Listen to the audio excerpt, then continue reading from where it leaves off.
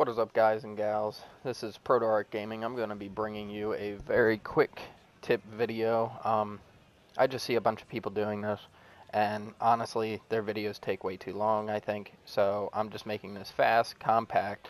This is for the people that are just starting to play PoE 2, that are looking for the main essential tips to get started and get strong. So let's hop right into it here and start going. The first tip is to really look at who you think you want and what you want to end up choosing for your class and what to play. The next tip, when you end up getting into this, well, the next part of this tip, really look into like their skill set and what they do. So you might end up take this warrior, for instance. They all have 3 different styles. So you want to take this into consideration. Really look into who you want to end up playing, so you end up saving resources and gold later down the road. The next tip here is skills and support gems. So at first, when you first start, skills and support gems, they're going to be very hard to come by. You're not going to find a lot of them. Right now, I'm actually finally able to start storing due to the fact that I've been using them.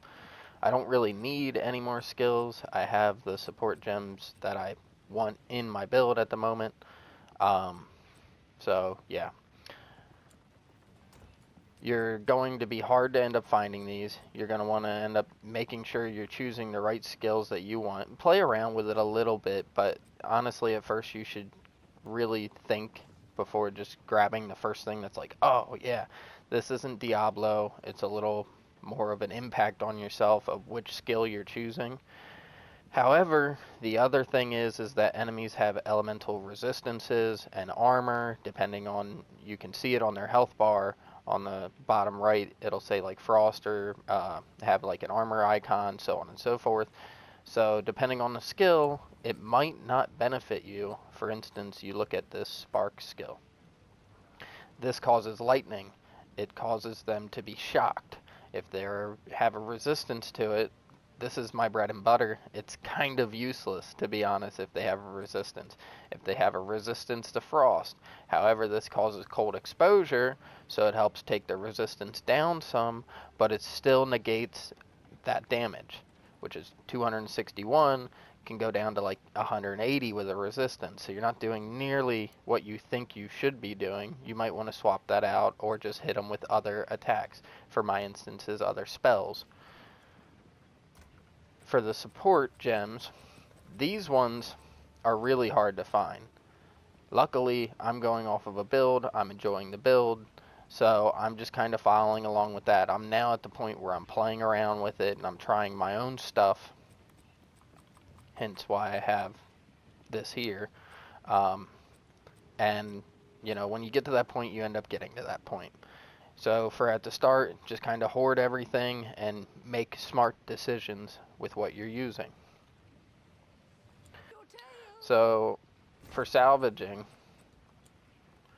you would want to, you can only salvage stuff that has quality or a socket on it, like this. This has a socket on it. So I'll buy this. We'll come over here to salvage. So this will end up being salvaged, and when it's salvaged, it turns into Artificer's Shard. So what you want to do is you want to come over to your stash. You want to keep all this stuff where, however you want to organize it. But once it's done, it gets turned into an Artificer's Orb. What this allows is to add ruin sockets to your martial weapons or armor, allowing you to put ruins into them. Now this is back over to here. With ruins, you can get a good boost at an early start of the game, adding, like, almost doubling your damage. It's insane. So you're running lightning and you want to add lightning. Blam. Throw that in there. Boom. You can get from 1 to 20. Let's say your weapon's only doing 4 to 6. Now you just doubled your damage. Now on to, what is it? Disenchanting. So for instance, transmutation shards. I bought this. Now I can end up disenchanting it. You shouldn't buy it. I'm just doing it for the video's sake. So disenchant this. We're going to accept that. Now she gives me a piece. I'm going to put that over there. These will turn into orbs of transmutation, which can now allow you to upgrade a normal item to a magic item with 1 modifier. So normal items drop with nothing on them. If you end up taking this, you can turn it into a blue item, which 1 modifier. Then, blue items can have up to 2 modifiers, I'm pretty sure. So you add Orb of Augmentation to that to give it a random modifier. There are some here that, you know, you can upgrade directly, but you don't get these till Act 2. At least I did not, so we're not getting into that. So this will add an extra one. This is how you can take your junk gear and possibly turn it into your best gear. So you add that on, blam. Now it has 2 modifiers.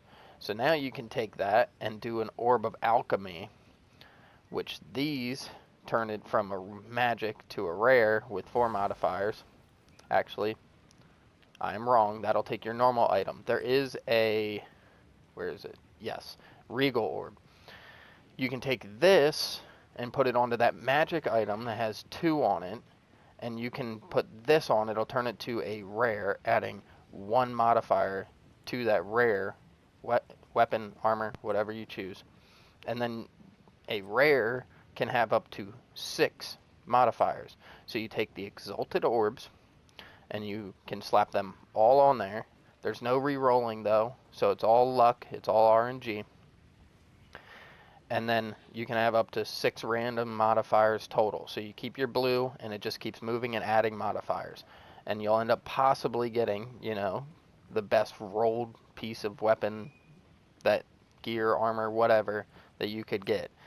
This isn't hateful, but these are harder to come by. I'm surprised I even have one, to be honest. So that's disenchanting, you know, disenchant your blues, your golds. You'll end up finding a lot of this stuff too, Orb of Augmentations. A lot of it will drop RNG. Honestly, I think that you should save all this stuff up during Act 1. And then once you hit Act 2, start playing around with it, just so you have a lot. Because even right now, I'm midway through Act 2, and I don't have a lot. My next tip is going to be a warning. If you go to the hooded one, and you hit Refund Passives, really look into this. Think about what you want to do on this. This is very expensive game here on what you end up doing. I'm a tri-elemental build. Therefore, this works out perfectly for me. But some of you might not go this route, so you really want to think about it, because that's 300, that's 300, that's 300, that's 300. That's 4 things over 1,000 gold. So you think about all these skill points, which should be like 22 or something like that. That's a lot of gold. That is what? Yeah, probably easily over 10,000 gold just to reset. So, warning, make sure you're choosing what you want. Wait maybe till end game to decide to play around. It's all on you. I'm just letting you guys know. My last and final tip for you guys is zone resetting on console and how to do so. So the reason you want a zone set is for these little, as you can see, grade icons. They give you rewards. You can just hit the map legend and see. Resetting them definitely will end up rewarding you with what you will want for more of a build to your character and his gear. The way to reset is normally on the bottom of the screen. As you can see, for an instant manager, you want to hold X.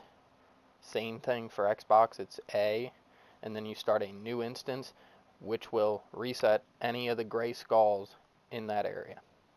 Other than that, I hope this video helps you guys, and I hope you all have a great day.